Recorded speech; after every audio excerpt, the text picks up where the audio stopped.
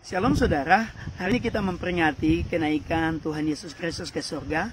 Setelah 40 hari yang lalu kita memperingati kebangkitannya.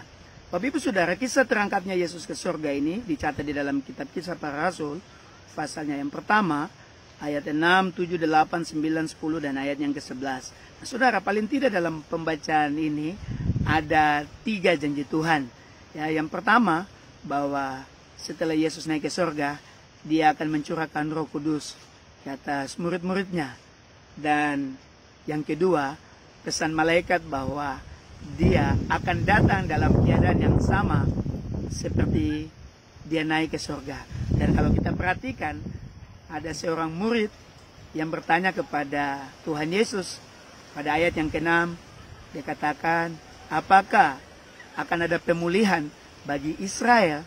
Lalu jawaban Tuhan Yesus di ayatnya yang ke-7, sekalipun jawaban itu secara implisit, murid itu tidak mendapatkannya. Tetapi faktanya bahwa janji Tuhan digenapi.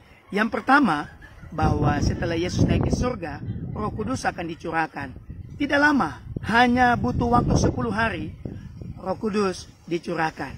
Dan siapa sangka, pertanyaan dari seorang murid pada ayat yang ke-6, 1948 tahun kemudian, Tuhan memulihkan kerajaan Israel, dan Israel merdeka pada bulan Mei tahun 1948. Dan janji yang ketiga adalah Dia akan datang kembali. Nah, Bapak Ibu Saudara, kalau 2 janji sudah digenapi, janji yang ketiga pasti digenapi. Kalau 2 sudah digenapi, janji ketiga pasti akan digenapi.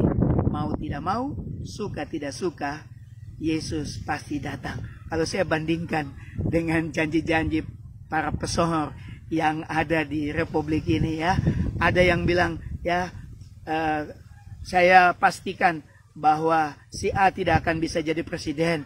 Kalau dia akan jadi, saya akan melompat dari Tugu Monas. Ada yang bilang saya potong kemaluan saya. Ada yang bilang saya akan jalan dari Jakarta sampai ke Solo. Mereka itu penipu, saudara. Tetapi janji Tuhan bahwa janji-janjinya digenapi, pasti digenapi dan telah digenapi. Ya, Roh Kudus sudah dicurahkan, Roh Kudus sudah dicurahkan. Israel dipulihkan, Israel telah dipulihkan. Dan janji yang ketiga, Dia akan datang. Suka tidak suka, mau tidak mau, Yesus pasti akan datang kembali. Karena itu siapkan diri saudara, tetap dalam Tuhan, nantikan hari kedatangannya. Mungkin hari ini, besok, lusa. Tetapi yang pasti, Dia pasti akan datang. Tuhan memberkati Bapak Ibu Saudara, masih dari Kota Kupang, Nusa Tenggara Timur. Doa saya menyertai saudara sekalian. Shalom.